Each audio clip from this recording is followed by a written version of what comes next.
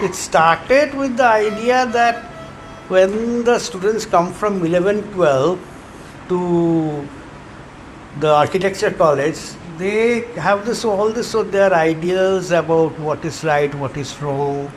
There should be a right answer. There is a right kind of thinking. They can find out the right answer, then that is the thing. Faculty must be knowing some right answer and not telling us. Also, the idea to experiment, the idea to work with form and not text or anything else. That became the central point of breaking them away from their previous way of learning into another way of learning. So, then the other things are there. They get introduced to the college because there are always senior fifth year students acting as teaching assistant with them, actually working with them. So they get better introduced to the college. They become part of other activities.